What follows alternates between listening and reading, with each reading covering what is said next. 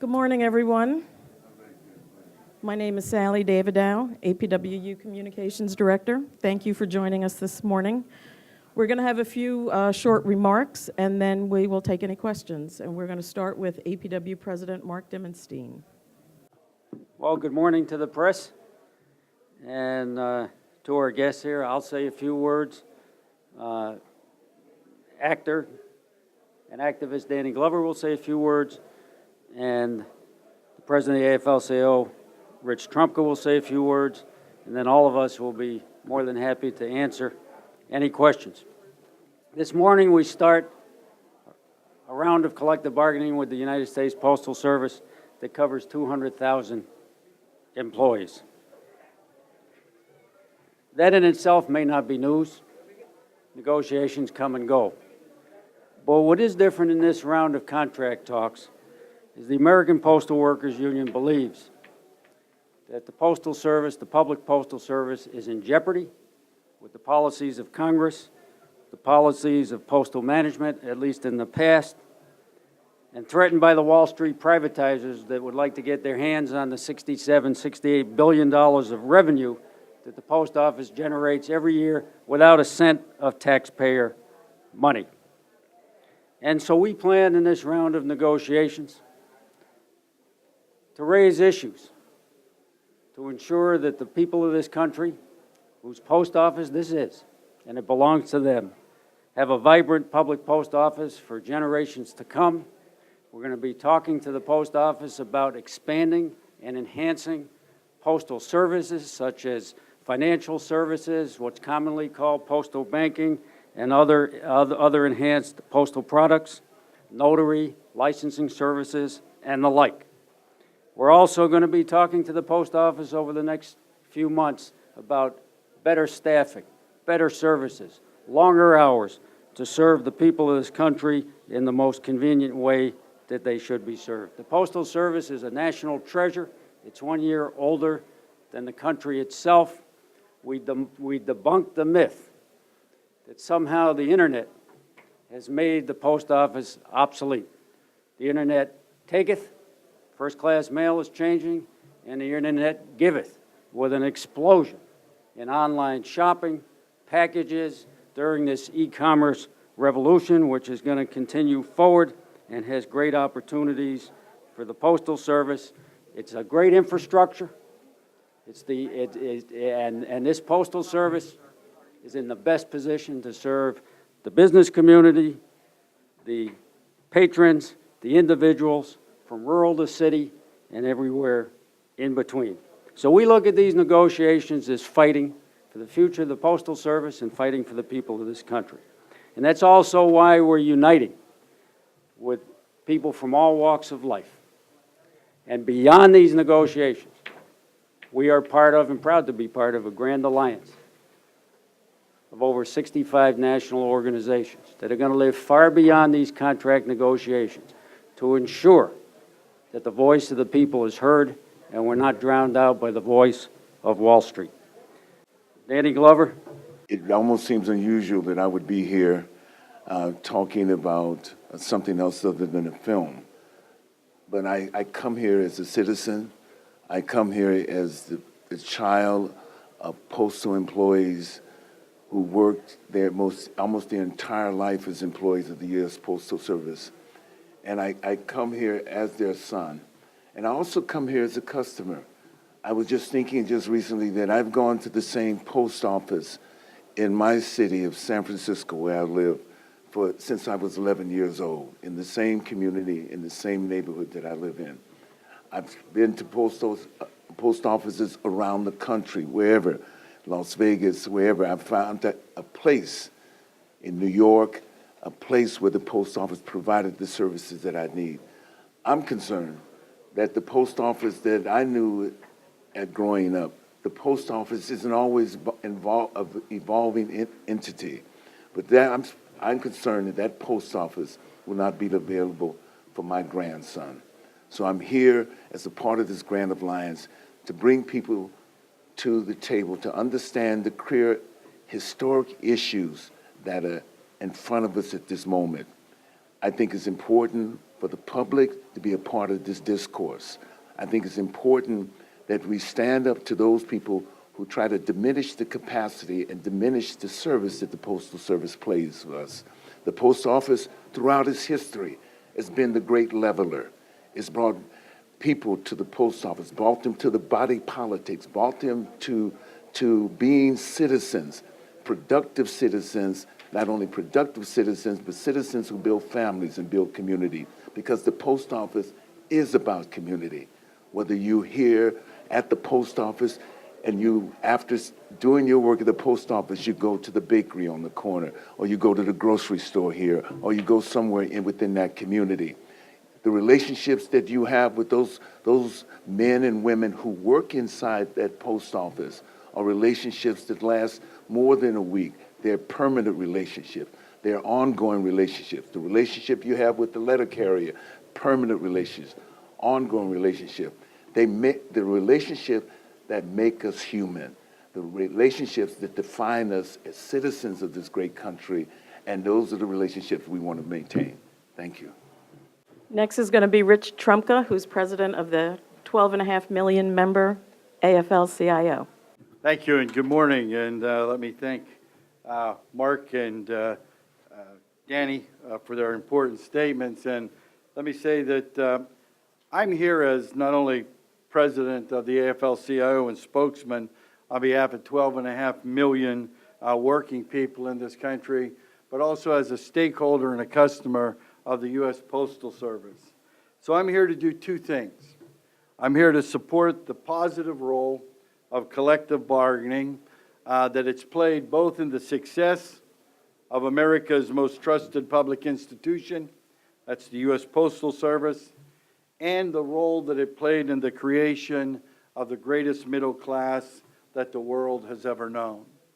Collective bargaining was responsible for helping to build the Postal Service, and it can solve the problems and help the Postal Service grow into the future and meet the needs of the communities that so support it. The second reason I'm here today is to lend our full support of the entire labor movement to our brothers and our sisters in the APWU as they embark on these negotiations. Their success will be America's success. Their success will be the success of all of our communities and workers across this country. We stand with you today, tomorrow, and for as long as it takes, Mark, to help you solve the problems that the Postal Service faces and bring justice to the American Postal Service. The Postal Service has long been a source of good, middle-class producing jobs, bringing people into middle income. We look forward to watching these negotiations and to make sure that they lead us up the economic ladder and not down the economic slide that we've seen so much in the past. Mark, we stand ready to stand with you and our brothers and sisters here, no matter what it takes. Does anybody have any questions for any of the speakers? What is the role of the unions in helping the Postal Service and the Congress resolve the financial situation of the Postal Service? There are two competing visions going forward with for the Post Office. One is the path that the top echelons of management, at least under Patrick Donahoe's reign, of cutting and slashing, closing post offices, delaying mail, closing processing plants, trying to go to 5-day delivery, maybe 4, and so on. We have a very different vision of enhancing and expanding services, services that exist already and new services. So our role with the Post Office, in part in these negotiations, is to promote that vision of a post office that's vibrant and here for generations to come. So we're very serious.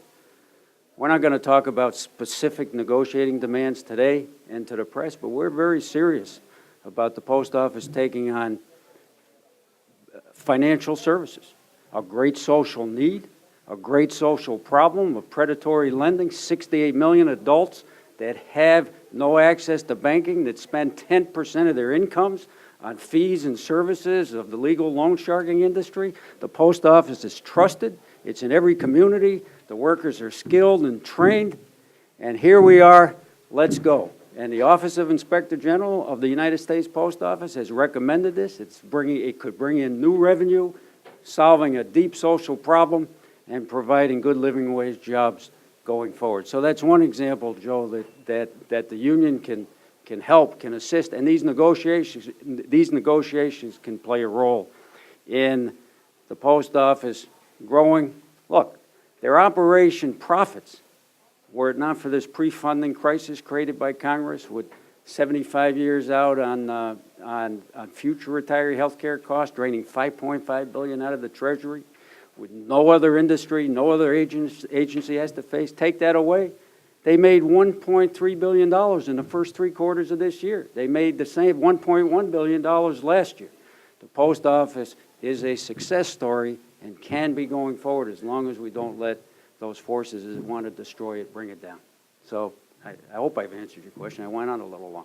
I was wondering if you've had any response so far from the Postal Service regarding the idea of having them expand into financial services. Has there been any, what's been the response to what you've? The response when the OIG made the report a year ago, a little over a year ago, from then Postmaster General Patrick Donahoe, was it's not on our wheelhouse. We hope that's going to change with the new Postmaster General, Megan Brennan. She's only been in here 3 weeks. I think we'll find on that issue, I think we have a good chance of finding a more open mind. But the reality is, when the PMG said it's not in our wheelhouse, and the OIG said you can bring in $9 billion a year new revenue, he chose to close plants, close post offices, and slow down the mail instead of growing this wonderful national treasure. And we'll find out more as negotiations unfold on how they react, because we are going to talk about this with them over the next 3 months. Hi, Melanie Trotman with the Wall Street Journal. I cover labor there. I'm wondering if you could quantify in any way the impact that this will have on the union's members if the post office doesn't expand the services in the way that you want. If the post office continues on the path that it's going, there's already 212,000 less good living wage jobs in the post office from the last period of time. I can't tell you exactly how many years. I think it's about 8. The impact will be more job loss for the people of this country. Obviously, that affects our members. It would mean a more transfer of living wage jobs to low wage jobs, such as what's happening with the Staples USPS deal, where they're taking work out of traditional post offices, shifting it into Staples stores.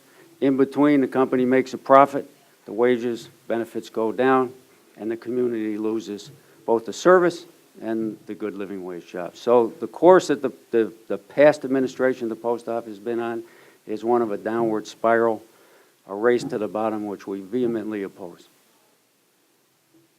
As does those organizations that have gathered together their wisdom and their commitments, also vehemently oppose, for many, many reasons. Colleen Andrews with the Washington Post. This question is from Mr. Glover. If you could just speak about your connection with the post office. I know you have a family connection, and how this union happened.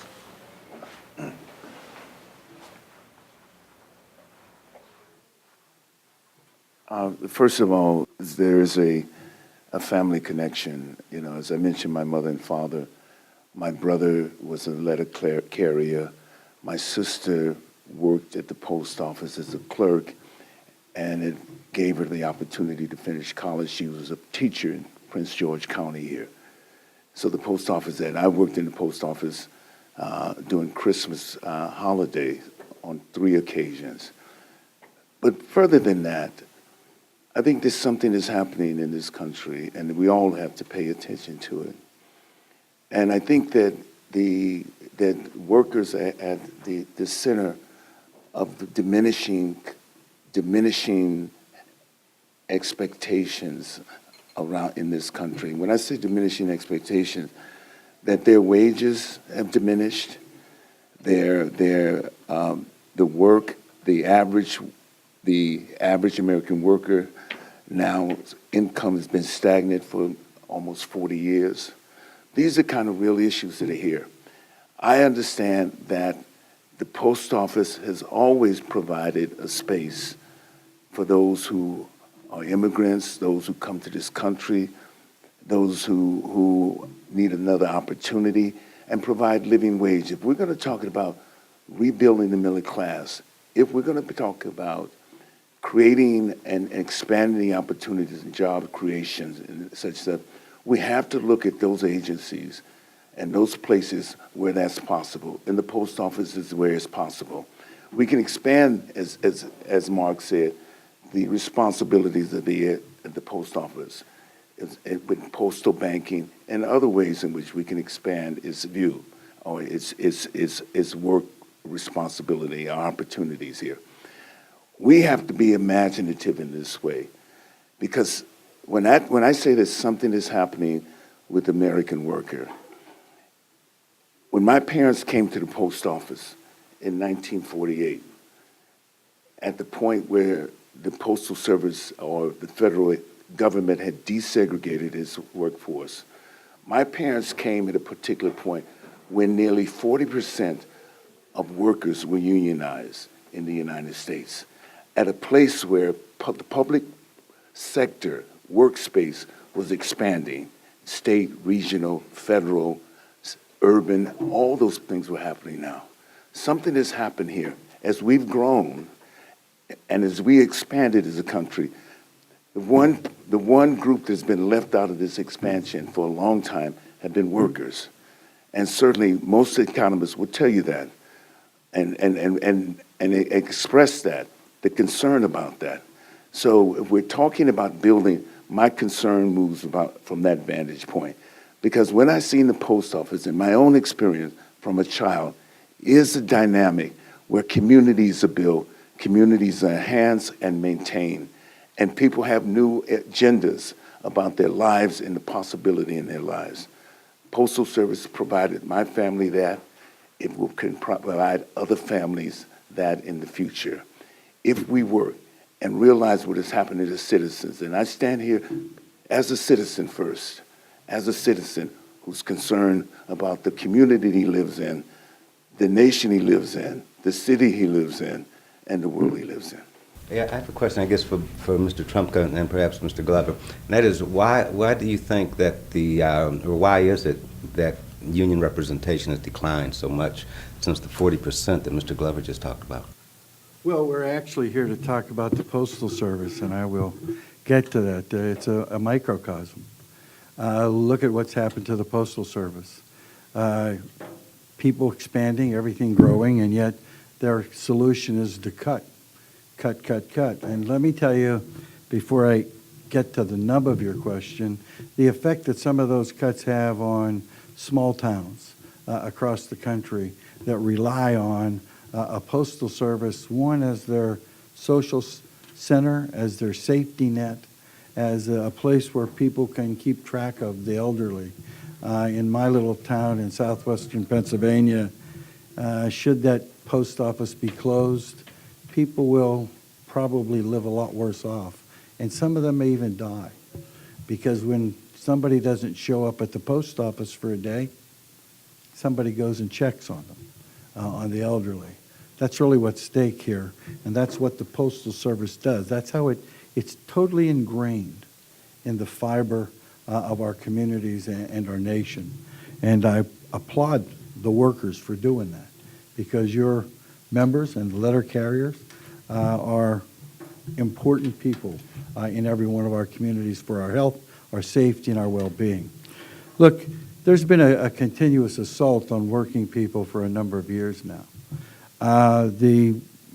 From the rich to whoever, they decide that we're the last group of people on the playing field that fights for things like the Postal Service and 6-day delivery. We're the last group on the playing field that fights for good jobs. You saw 60,000 factories in this country close because of bad trade deals and bad policies. Many of those were union jobs. Now, here's a secret that you may want to know. The labor movement actually grew last year. not as a percentage, but our membership actually grew. We added members last year, just like we added members the year before and the year before that. So while we're shrinking as a percentage, we're still growing. And people all over the country, from domestic care workers to daycare workers, day laborers, and everybody in between, college professors, engineers, nurses, doctors, are all starting to realize that the economy's not like the weather, that the economy's nothing but a set of rules. Those rules decide the winners and the losers, and those rules have been making them lose, and they need a voice to change those rules. And so they're looking to one another, whether it's the fight in fast food to get $15 or any other fight. Workers are starting to come together to say, it doesn't have to be this way. This is the richest nation on the face of the earth at its most rich point in time, and we can do better. That's why workers are coming together under the banner of raising wages. Whether you're a union person or a non-union person, we're in this together, and we want to raise wages for all Americans because that's good for the economy. Raising wages creates demand that creates jobs. So the labor movement is instrumental like that, and we really believe that we have a very, very bright future. We like where we are right now. We're starting to grow, not as fast as we would like, and we have an array of people that are lined up against us, trying to stop us from going, in fact, trying to eliminate us, from state governors to senators that actually tell fabrications to their people whenever we were trying to organize an auto plant in Tennessee.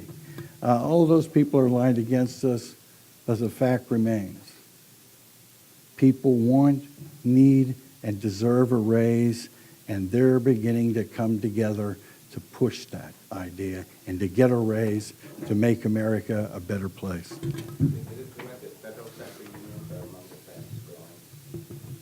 We're about 50-50 split right now between federal, public employees and private sector unions. We're about a 50-50 split right now.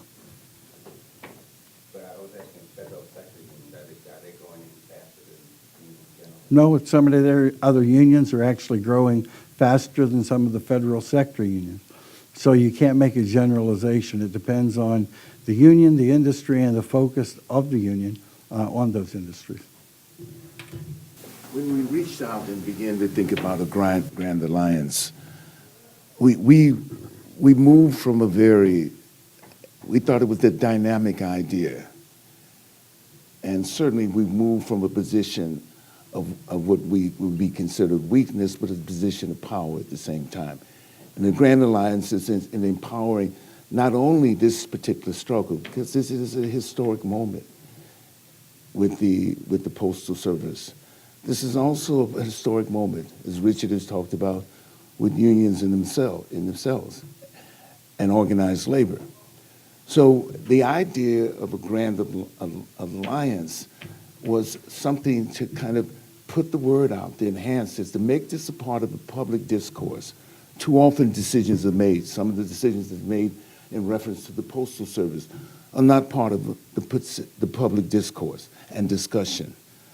And what touches lives more than the post office? The post office serves more than 150 million households and businesses in this country every day. Richard explained about the small town that he lives in. My mother comes from a very small town in rural Georgia, and the post office is a vital space for that community.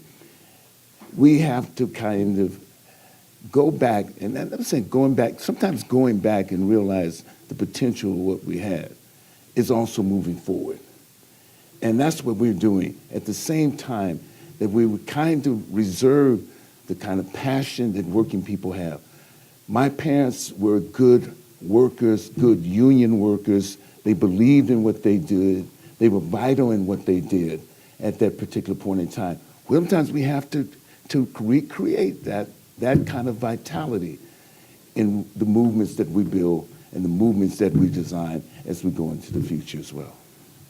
Thank you all for coming. you.